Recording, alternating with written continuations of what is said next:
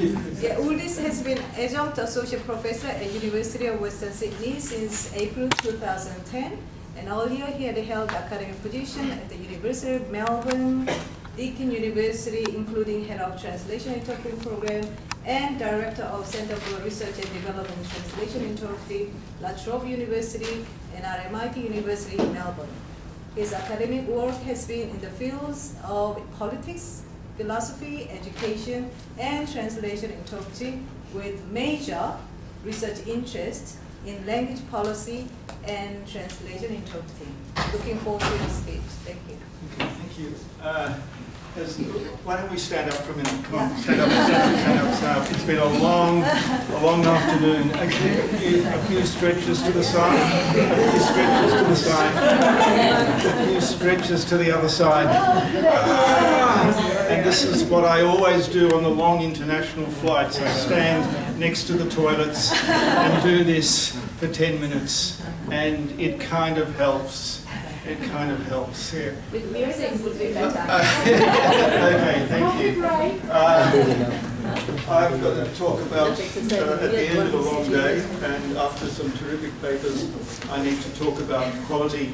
I'll be talking today about a number of issues. I'll be asking quality for what and for whom.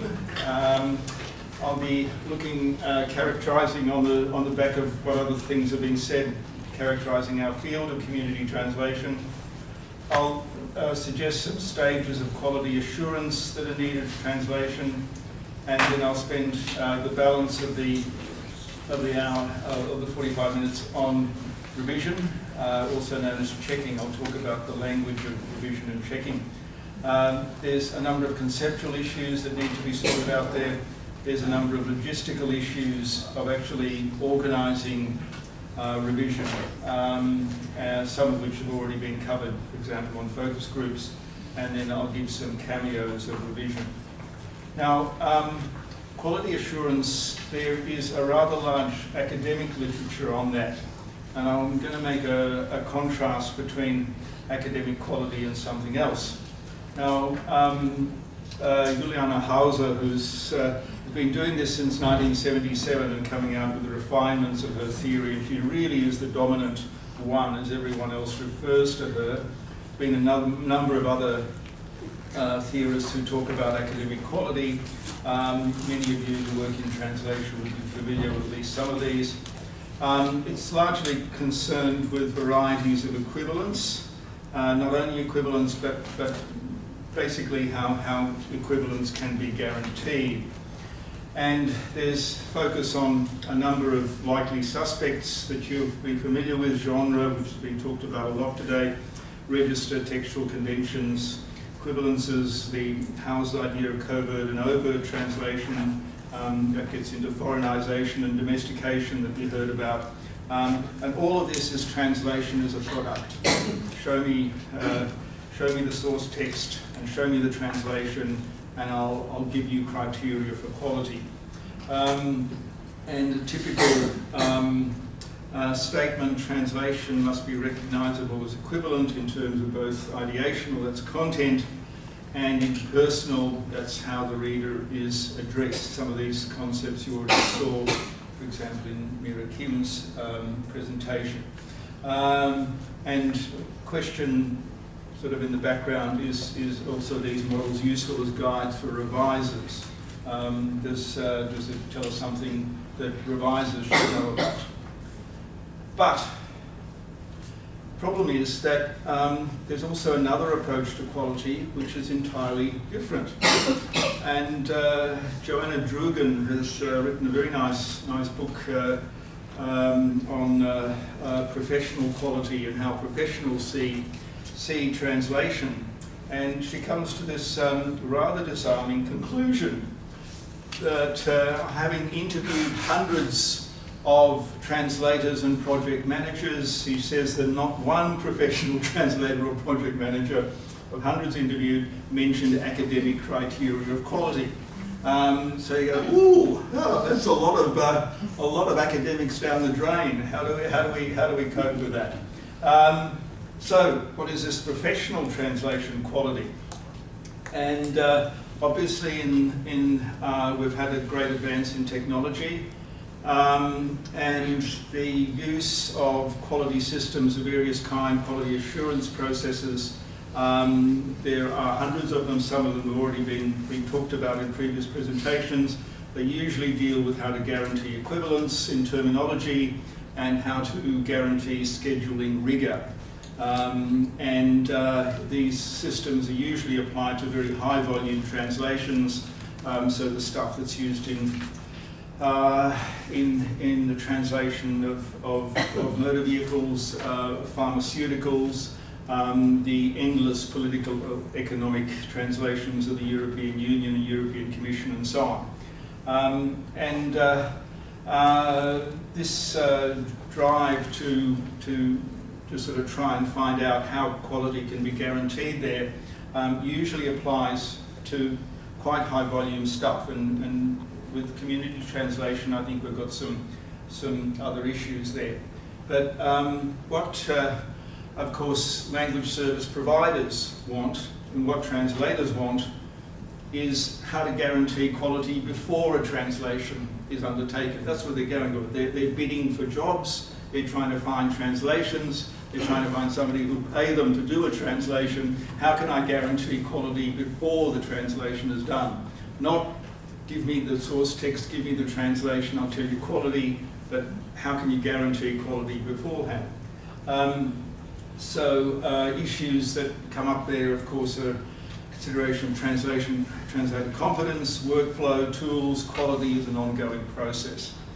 So the focus of professional quality, if you like, is on process rather than product. Give me the right process, we'll give you the right product.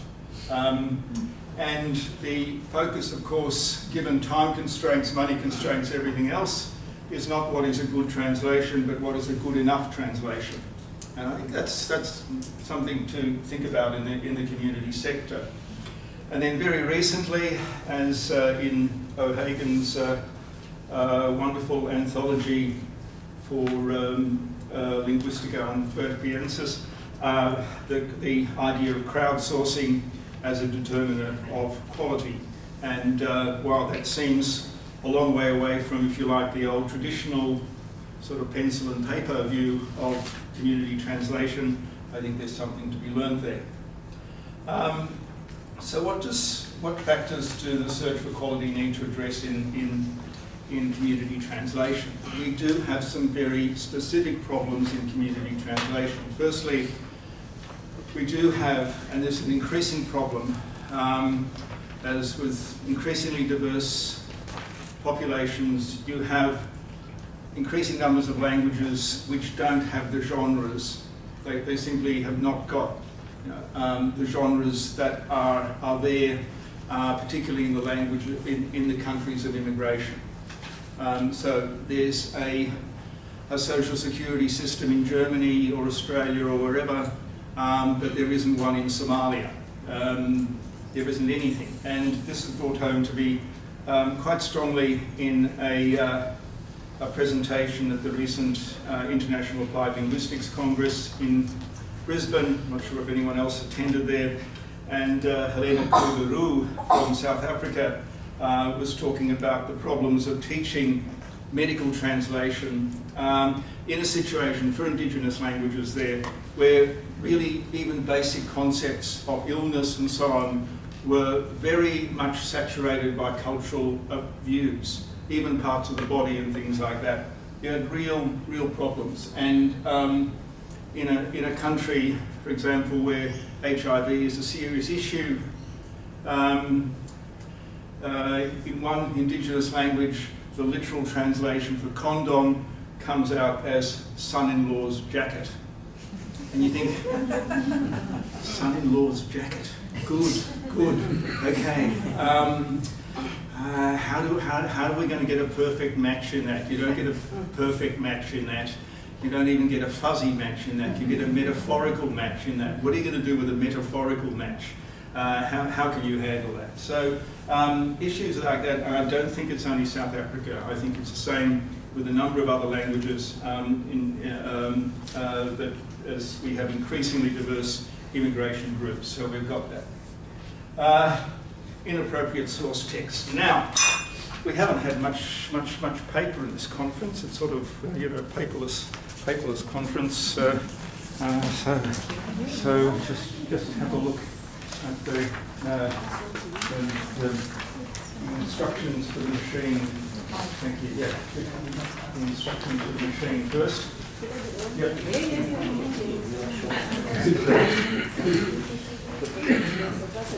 Good, yeah.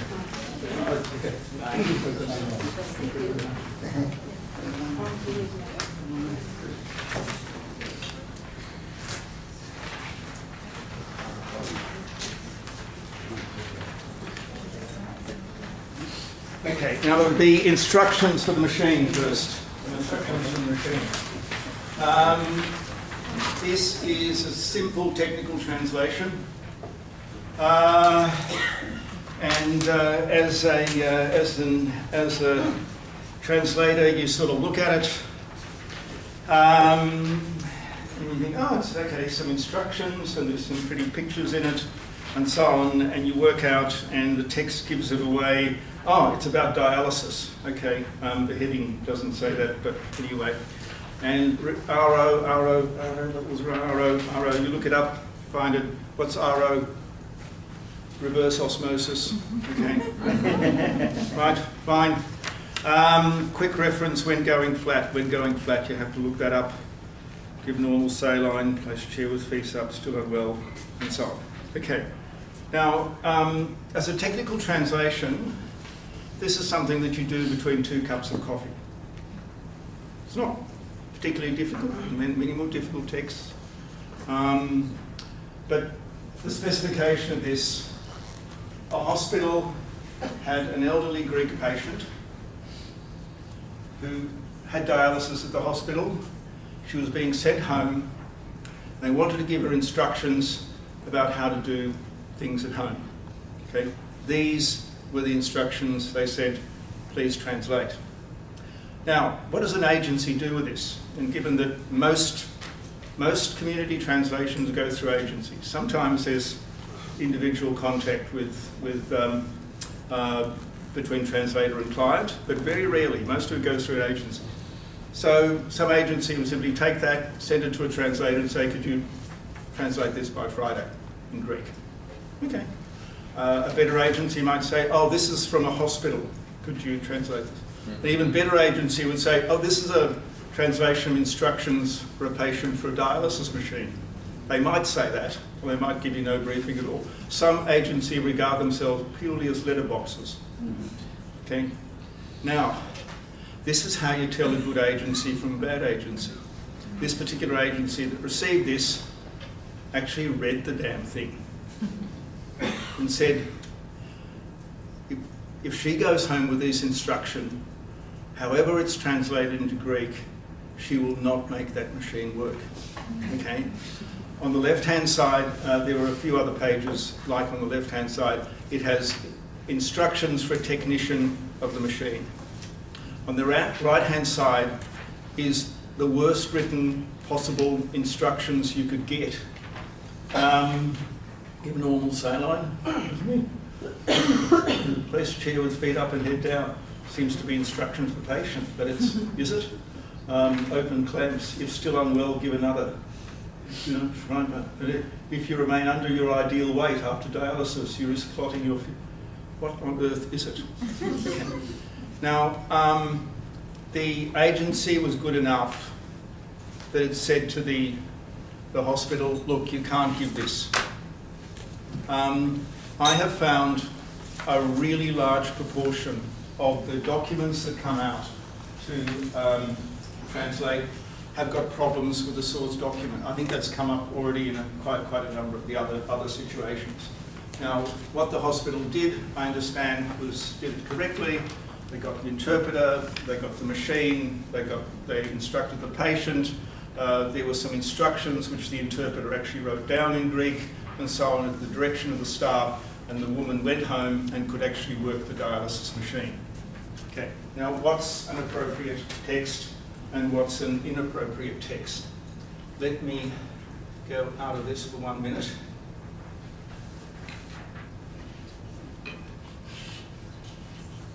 And if it's still here,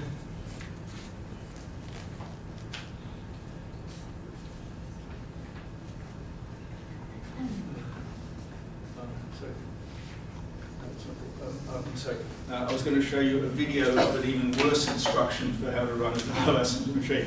But the issue I want to say is that we have a problem with the source text. And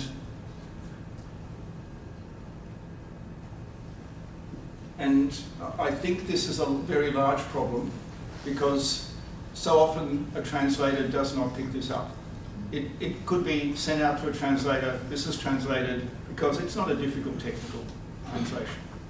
And yet it could be completely inappropriate for its purpose. Okay. Now, I've given two extreme examples, if you like. The languages without genre and inappropriate texts. But most of our texts are not like that. There is what I would call the normal science of community translation. And the normal science of community translation is governed by the factors we're all aware of. Ignacio yesterday mentioned 20 cents a word. Okay, it's often 15 cents a word. For revision, that means a third of that. So you're working for $5 for 100 words in revision and $15 for 100 words in translation. Then you get $15 worth of attention on these things. We're aware of the problems of agencies. There are great agencies, and there are agencies that consider themselves to be letterboxes only. One of our problems, I think, is not just that we don't have enough accredited interpreters or whatever, and Australia is very rich with accredited translators. We do it as well as anywhere in the world in this area. But the quality of the project management, I think, is highly variable. And I think that's a real problem. We have the issues of professional training and professional development that's already been covered by others. There's slow moves to create standards. We need to do a lot of explicatory translations. Notice in Abigail's presentation, every one of her suggested improvements was actually a longer translation, which is fine. And then sometimes we run into other problems if translations are longer than the original. But the other thing that I think is very important is to remember that community translation deals with really worthwhile texts. Let's have a look at the other side of this.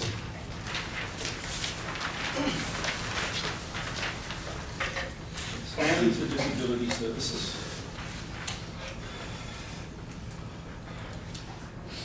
Bureaucratic bump. Revised framework. Everyone talks about frameworks, outcome standards. Okay. Frameworks.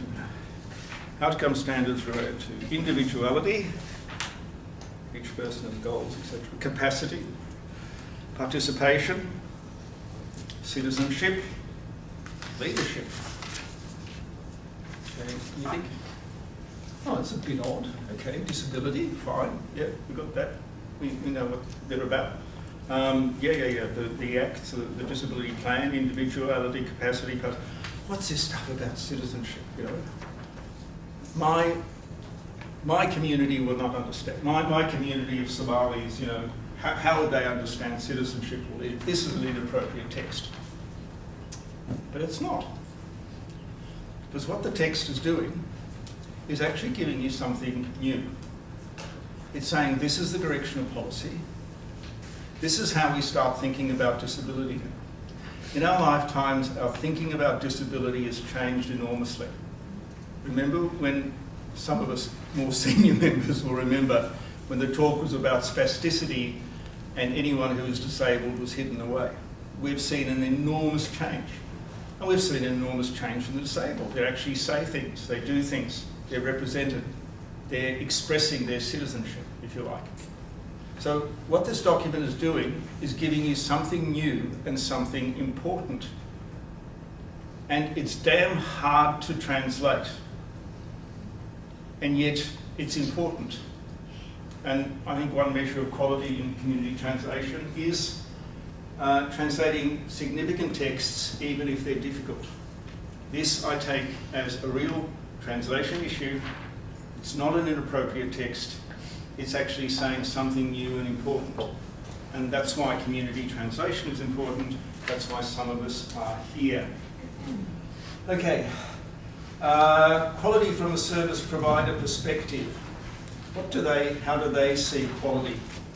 And our friend Daniel Gładek, who was mentioned before, he gives us the utopian version of translation. From the translator's or project manager's point of view, he says, quality in service provision means, to all practical purposes, this is where we need the music, okay?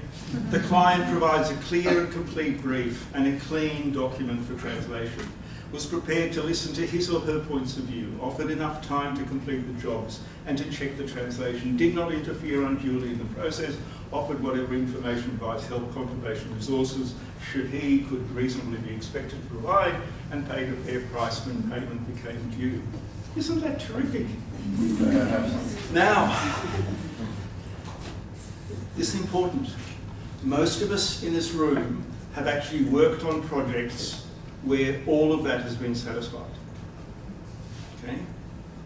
And most of us in this room, all of us in this room have worked on projects where none of those criteria have been satisfied. Okay, that's why we're here. But we're also here because in certain circumstances you can get that.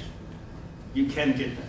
I think Eva Mellon's project before, which is obviously a very long-term, very complex, engaged project with focus groups and everything, actually had that. If there were problems, there's always still problems, but at least you've got that structure. And from the community organisation perspective, I've got this just from any random thing. This is from Sussex Interpreting Service in England. They define community translation as the accurate written transmission of meaning from one language to another, which is easily understood by the reader. Now, easily understood is something that Harold and others have been talking about in this conference. Easily understood, okay, citizenship might not be easy to understand, and yet it's still got to be understood. So that's an issue for the translator. That's where a translator shows their skill. But it is this focus on easily understood. And we can have a debate then about, as we started this morning, about simplification and so on. I'll mention some quality control stages which I think are important. I think commenting on source text and seeing if they're appropriate. Selection of translators, I won't say much on that. Briefing, translation project management perspective, enabling communication with commissioners and authors, and finally revision. Okay, now the source text. I emphasise the inappropriate text because I think commenting on the source text is something that the agencies need to do and they don't do enough of. You've got to look at comprehensibility and you've got to look at appropriateness. Some are just badly written. They're saying all right things, they're appropriate, but they're just badly written. Others are inappropriate for various reasons. And there's real imperatives why the agency must read the text. Firstly, it protects themselves. It gives a good impression. And it's much better for the agency to read it first than down the track something happens and they say, oh, yes, no, the source text is wrong. Oh, look, we'll have to change it. And so 12 translators have to change things. And it does happen. And also just to protect the translators. If you sent this out, the dialysis machine, to 12 translators, one of them might pick up, 2 of them, 3 of them might pick up that it's an inappropriate text if they knew the specification. But others would simply translate it. So what have we got? We need to protect the translator. And unfortunately, many translators feel that they're not protected by their agencies. They're not supported by their agencies. Their agency is a letterbox. There's also sometimes a competitive advantage.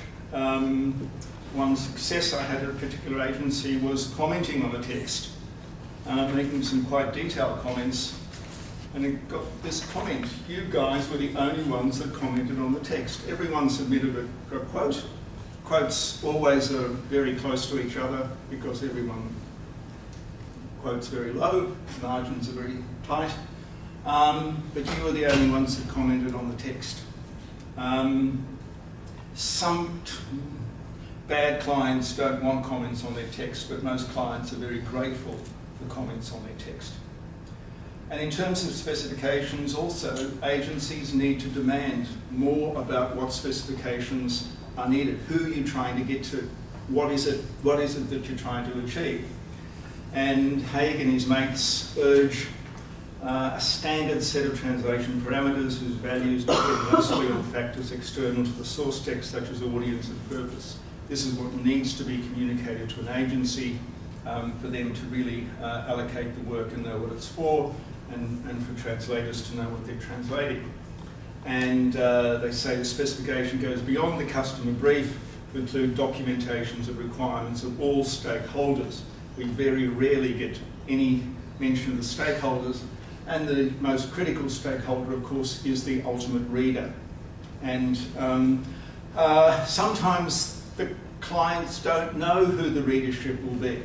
Oh, look, we're trying to get to the Chinese, but we hear there's different sorts of Chinese. Can you tell us about that? Sometimes they actually will come to an agency with a request like that, which I think is perfectly legitimate. And it's very good for a client to actually illustrate what they don't know and ask for advice. But then some agencies don't treat that very well and say, well, look, just give us the document, yeah, we'll get it into Chinese.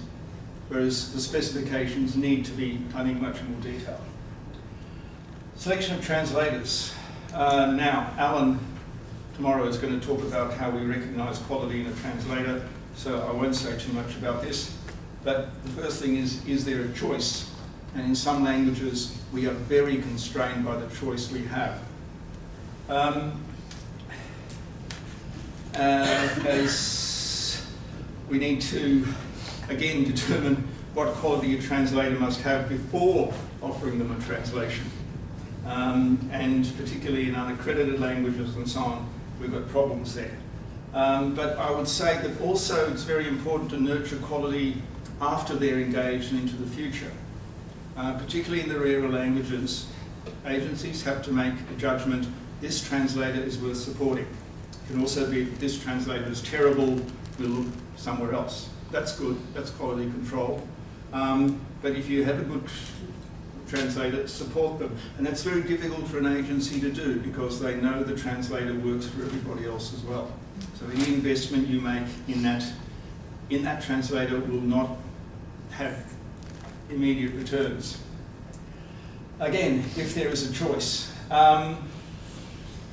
Because of our modern communication techniques, we can get translators from anywhere in the world. You can find them. You can find the translator in Wisconsin for Creo if you can't find one in Sydney. But there's a problem in community translation with this, because so many of the documents, not things like birth certificates and so on, but other documents that are produced, something about the welfare system here, the education system, even the medical system, is very local. If you don't have that local knowledge, you're really struggling. And while the world has opened up and we've got access to people all over the world, there must be that local knowledge, because very often you're talking about very particular things. Social security is universal, but the way it's actually organised and the language of social security will be different in different English-speaking countries. Local government plays almost no role in welfare in Australia, and in other countries it's the prime agency. So you're dealing with different concepts and so on all the time. Yes, virtual translators are everywhere, but there's still an emphasis on the local, and I think that has to stay there. Second, briefing of translators.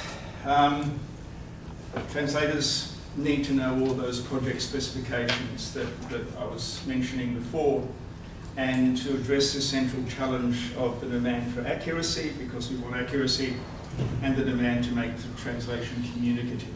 And this is a central issue, and there often is not enough debate between agencies and translators alike that. Obviously the focus on the likely reader, but we have a problem in community translation. And that is that some of our translators are not very receptive to getting briefings. It's like some of our interpreters are not very receptive to getting briefings. Yeah, don't tell me about it, it'll be fine. I'll just go there and interpret. We find this, that some translators don't want a lot of information, or if there are things listed, even simple things about formatting or how a document should be returned or whatever, on a certain percentage, we find that translators simply don't obey those instructions. They're even simple instructions. And it's a real project management issue, but it's also the $15 worth of attention phenomenon.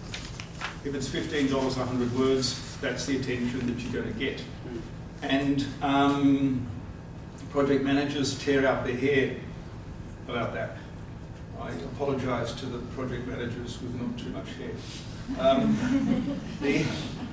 I want to emphasise the translation project management perspective, because I think that's one of the weaknesses of community translation.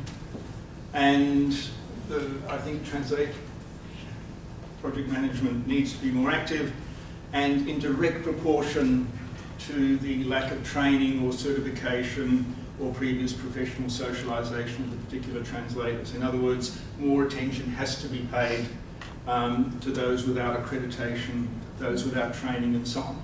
Now, generally that does happen, but there is a tendency to treat all translators the same. And what is okay for Chinese or Spanish, where there's plenty of accredited and competent translators, is not going to be the same for Swahili and Creole and those languages. I think it's important to understand that where there's no certification or no training, the only professional socialisation that translators get is what the agency does with them.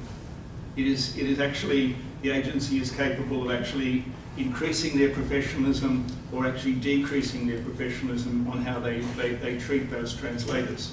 And we wonder why translators leave the profession and go and find better jobs. And professional socialisation is incredibly important in any consideration of quality. Links with other translators on multilingual projects. This is rarely done. Rarely are translators said, yeah, look, you're doing this into Korean, but the one doing it into Vietnamese and the one doing it into Somali, they're working here, and so on. Now, most of the problems that those translators face are very similar. Yes, there will be language-specific issues, but they're actually a very small part of the issues. Most of the issues are across the board. If you've got a problem in one language, you're likely to have a problem in others. Sometimes there isn't, but that's a thing, and it's rarely done. Again, that's communication. Communication takes time. The translators have time. $15 100 words. How much time are you going to spend communicating with others? But that can solve problems. Translators can solve problems by themselves, even if the agency has vetted the source text. As we saw from Eva's presentation, issues still came up no matter how well the source text was refined in the beginning. So this project management perspective, I think, is critical to quality. Enabling communication with authors or the commissioners. Now, sometimes agencies are guarded. Oh, we've promised we'll have the translation done by Friday. Why are you raising this question now? Can't you just translate it? It's if a translator picks up something ambiguous in the text or something like that, or finds some problems. Other agencies are very happy to to connect you with the author or the commissioner. That's another sign of a good agency. And you've got to think about where the translator is situated. For example, in education, it's very interesting. School documents. And yet most of the translators who will be working on school documents have not been through that school system themselves. Now, there's been a lot of educational changes in recent years. Even English-speaking, native Australians find what goes on in primary school mathematics now incomprehensible compared to what they did as kids. There've been these changes. They're hard to understand for anybody and any parent. If you've got kids at school, you know this. Nevertheless, if you've been through that system, you've got the basic framework. Most of our translators have not been through the schooling system. Some of them might have attended university, but most of them have not actually been through the school system. So when you get school documents, which are very culturally specific, there's, schooling is universal, but every country runs it in a different way. And if you can't get contact with the original author, you might be in problem. But again, are translators capable of requesting this? Many translators are not used to making such requests that I need to get back to the original author. Because, again, it's the $15 100 words thing, but it's also that this has never been encouraged by the agency, never been encouraged to ask questions. Now, Chris Durbin, in another context, more in business translation, had a wonderful article on demanding clients, that is, clients who were demanding themselves on translators. And in the interviews, this lovely one came out. One client has learned to be wary of the translator who says nothing, doesn't phone, doesn't ask any questions, who carries on as if everything is crystal clear, doesn't bother making suggestions, highlighting nuances, or making corrections to the original. I have rarely received satisfactory translation in this process. In other words, good clients want the translator to communicate with them. Now, we have, I think, largely a culture in community translation where that doesn't happen. Okay. Now, 2 words here, checking and revision. In the literature, it's all revision. In the EN 15038 standard, it's called revision. Serious literature on translation calls it revision. My one problem with that is that in many years of working with translators and project managers here, I've never heard one of them call it revision. They all call it checking. And checking, think of it, is it a register shift? Or is there a difference in meaning? I like checking because it's sort of like, it's kind of sticky and hands-on. Kind of like, it's actually active.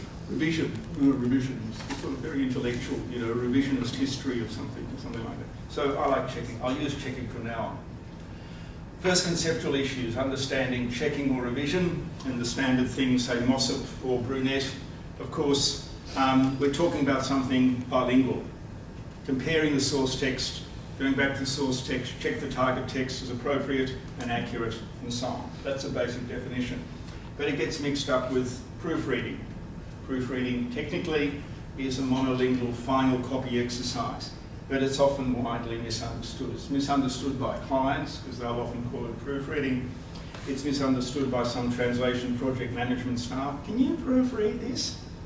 When what they really want is the thing to be checked. And it's misunderstood even by some translators. There's no consistent terminology. But proofreading is not the worst. Editing is even worse. Editing is referred to either of the above or anything else. So we have post-editing or TEP, translation, edit and print, is regarded as the old style translation by Kelly Ray and De Palma, who wrote that wonderful article on crowdsourced translations, and they see TEP as so 20th century, so old-fashioned. But there it is, translate, edit, print. And editing has got other meanings too, and editing is the most promiscuous word in translation, because it may also mean reworking a particular text to meet the formatting or presentation requirements of a client. It might mean rework to finish translation for a specific purpose, like for a community group rather than a technical conference. This dialysis machine thing, I don't know if it can even be saved by editing.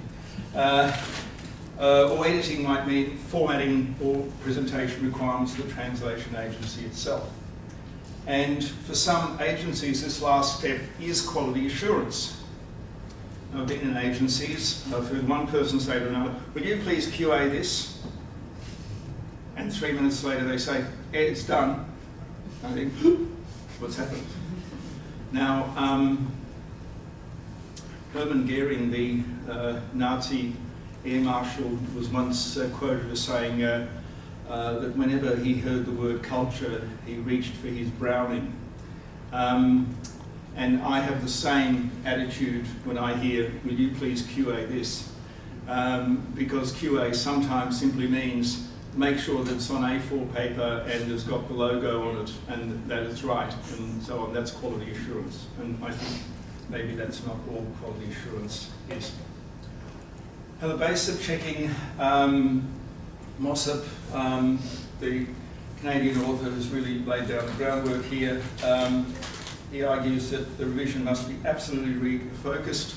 Revisers do not act like a second translator. Instead, the reviser favours future readers of the text. Now, this should already be the focus of the translator, but the checking is the last possible way of seeing it. Some authors are not so sure. Chakachiro in 2005 wants to make sure all the original meaning is maintained. He thinks things might be missed if you just focus too much on the future reader. Remember, citizenship just has to get there, okay? And if you say, well, it's not really appropriate to my group because that's not how my group thinks of disability, what are you doing? Right. Theoretical bases for checking. It's very hard to abstract from all the translation theory what will help checking, but a couple of things that are important. Firstly, I think that checking is a translatorial skill. It's not proofreading. It's actually, you've got to have as much skill as a checker as you do as a translator. People have to be on the same page. You need to understand the genre and scopos, understanding the context of the translation, and Hulskov Jensen mentions this because many translators are not necessarily masters of the content that they're translating, that a knowledge of linguistic structures is important for translators who have little conceptual knowledge of the subject. I think that's an interesting sort of comment. Logistical issues in checking, handling non-professional checkers, community feedback, responsibility of agencies and specific issues. I'll just go through these very quickly. Handling non-professional checkers. There may be scope for finding checkers further afield through the internet or whatever. I think it's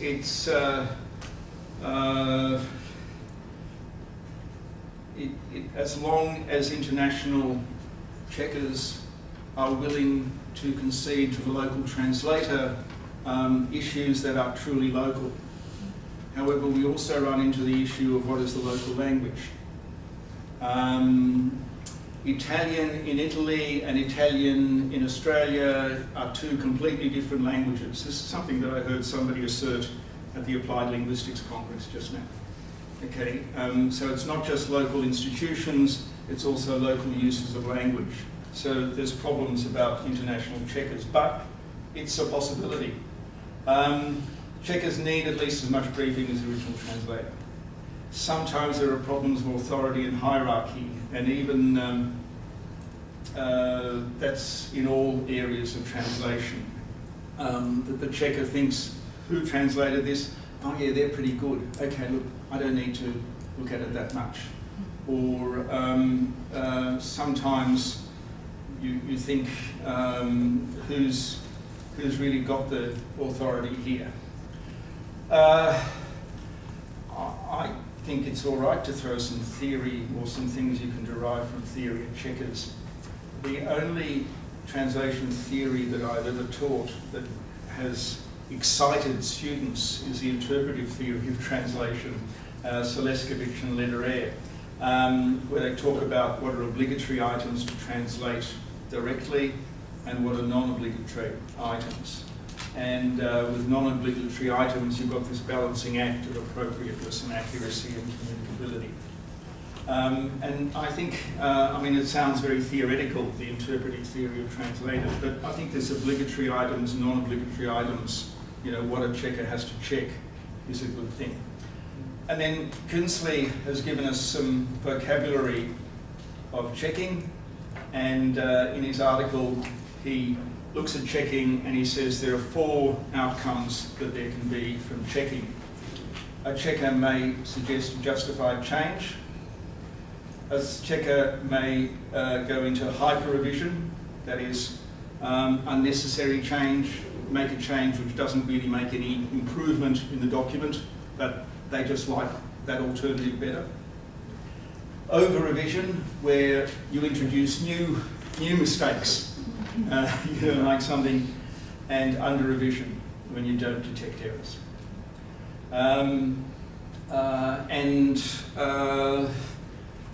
He's done various studies. The majority of changes are justified changes, but then under revision, hyper revision, over revision also feature.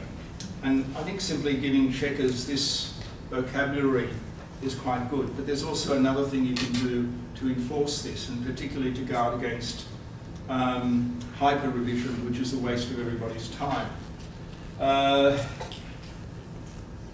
The principle, of course, is change what you must, not what you can, and that's understood by those who understand checking. But there's something you can actually do. I like to use a pro forma. Now, because of the evil empire of Microsoft Word, we've got this thing called track changes, which a lot of checkers use. I find track changes is very, it's got some deficiencies. If there's a lot of changes, it's visually extremely confusing. If you've got 40 changes, suggested changes. It also offers you accept or reject. So it's visually confusing and only gives you 2 options. A pro forma, you indicate on the translation, you mark the translation in some way what the issue is, that you put down the translator's version, you put down why it's problematic. Some agencies ask why it's problematic in English, the suggested alternative. And then that goes back to the translator, and the translator can accept or reject, or there's a variation, because what happens in good cases is that the translator says, the checker's picked up something. Okay, I don't agree with what they suggest, but I also agree that there's a problem. There's a better way that I can handle this and put in a variation. That's the creative side of checking in translation, if you can get that. And I've got a feeling that track changes is less successful at getting that than this. This also forces you to write. Okay, track changes, it's very quick. It's digital. This you write, which also guards against hyper revision. In other words, it really makes you say, do they have to change this? Or, you know, should I make a comment on, or is it okay? And to save yourself filling in one of these lines, you say, if it's a hyper revision, okay, I won't do that. Now, I think use of pro formas is very good. Look, I'll go to my conclusion.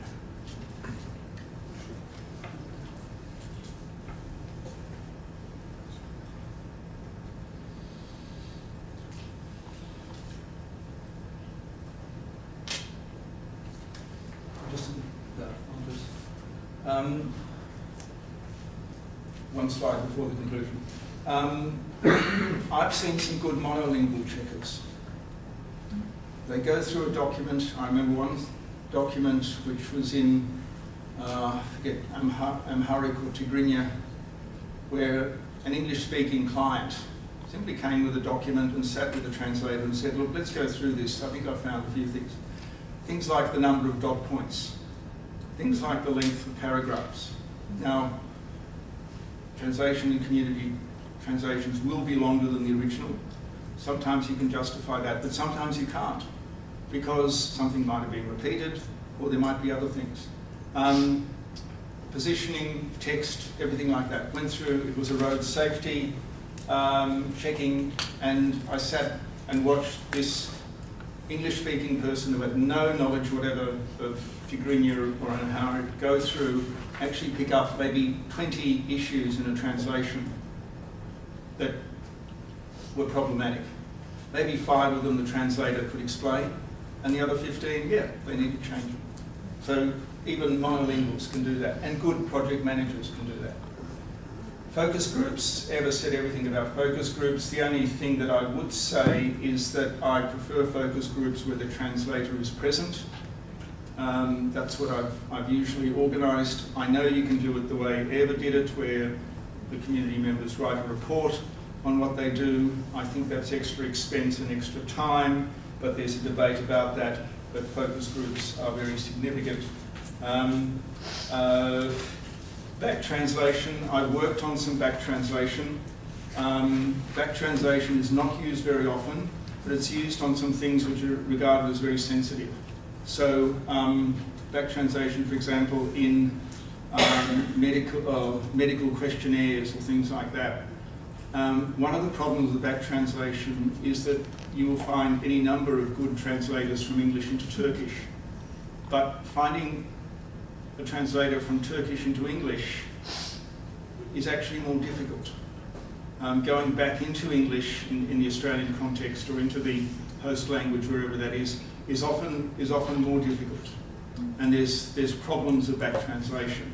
I'm working on a little project at the moment with Sandra Hale that might give us some more insight into that.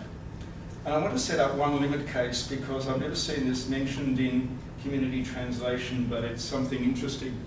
In France, there's a job called écrivain public, a public scribe. It's also very common in the Middle East and in South Asia, and actually historically has been important. Scribes have always historically been important. They were the ones who could write when the populations couldn't write. The écrivain public is one who gets you to write a good French letter in a language that the French bureaucrat will understand. And French bureaucrats seem to have various prejudices on this. The écrivain public does other things. They'll also improve your CV, and they'll improve your thesis and your footnotes and everything like that. But also one of the things they do is they do it for locals in France who come along with already a sort of a translation draft. You know, say an Arabic resident in France comes along and they've got some French, so they write out a French draft, and the écrivain goes through that and say, well, I think we need to sort of change it. Now, they charge about 60 euros an hour. So they're much more expensive than a translator, much more expensive than a checker. But for that 60 euros an hour, you get a complete communication consultancy. They will actually phrase what's necessary. And I've never seen this researched, so it seems to be a sort of an interesting idea about what are the possibilities. We really are in a communicative situation with community translation. How do we best proceed it? Okay, the last frontier. A checking process will not ensure quality by itself, but checking is even more poorly regarded than translation itself. $5 a 100 words. Some good agencies pay 50% of a translator fee for a checker. Most pay about a third. There's less recognition and training of checking. I try and get classes at university to do some checking. Some are interested, some are not. Less looked after in project management. the focus is always on the translator. You need to build in checking into workflow and everything, because checking is a form of communication. And I think finally the quality of communication among the parties will be the determinant of quality in community translation. I'll stop there. Thank you.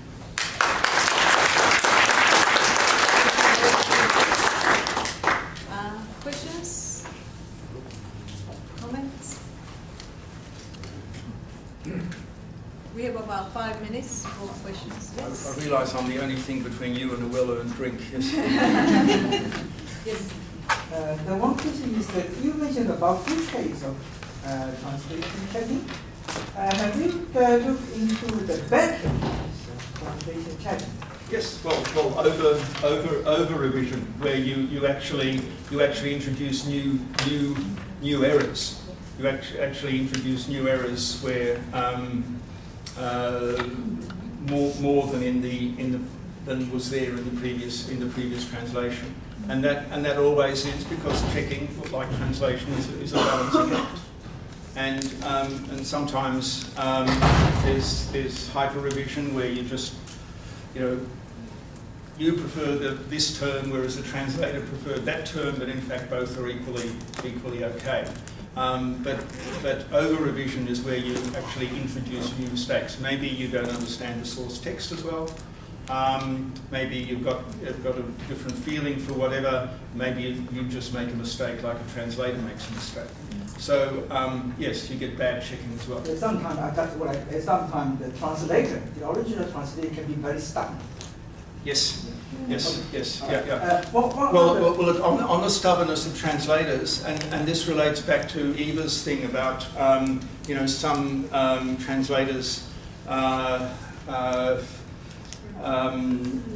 very unfriendly towards the suggestions from the focus group, and this is an issue. And one thing I didn't cover was that in community translation, anyone can look at the translation, and sometimes the client gets, oh, we've got a Chinese in the office, and they said this translation is appalling. And it's very hard for an agency or translator to react to that, but there are some reactions. Quite often they say the translation's appalling because they don't like one word, okay? But they'll say the translation's appalling. The best thing you can do is, if you're ambushed like that, is say, look, we really value this feedback. Here's the pro forma. Can you get the person to actually fill in this pro forma, because that's how we do it for our translators? And in most cases they won't.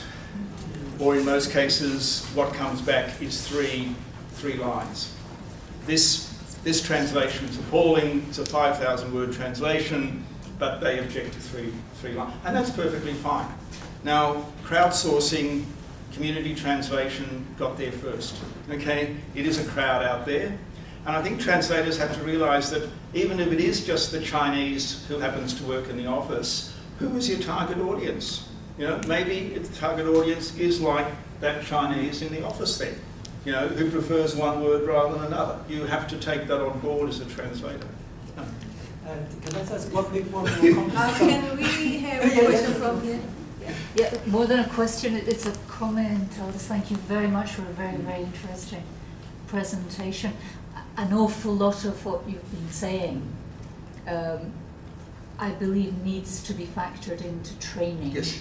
And I think it is being factored into training through methods in the classroom of the kind that we've been hearing about, where there's group work or each person in the group has a different role, and I think that's pretty standard across the board now in institutional translator training. The problem I imagine for community translation is where you have the translators who have not been through that kind of training, and it's kind of like attitudinal. It's part of competence. You need to accept criticism. And that's why I stress that agencies themselves play a professional socialisation role, and they can play that well or they can play that poorly. Yes, sir. My question is related to Dorothy's comment. Your bottom line, quality of communication, among the parties. I would assume that would be from the commissioner, Yeah.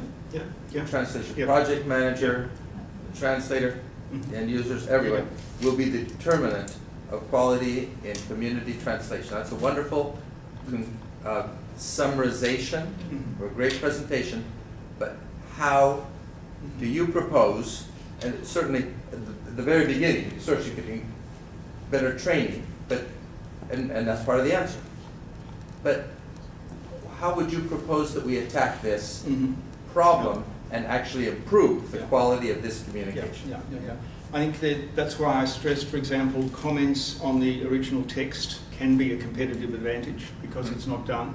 This thing of the agency working as a letterbox only is something that needs to be highlighted and identified. You can even do that in the sorts of contracts and tenders which go out. Now,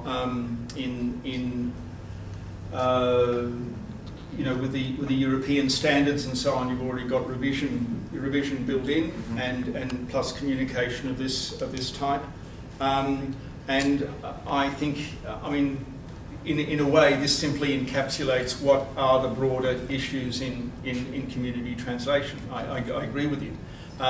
But I think things like, a better focus on the agencies, because I think there's been very little written on agencies. I like to write about agencies, and the literature on agencies, apart from a little bit in the ATA Chronicle, you're really looking for any work on agencies at all. It's all secret.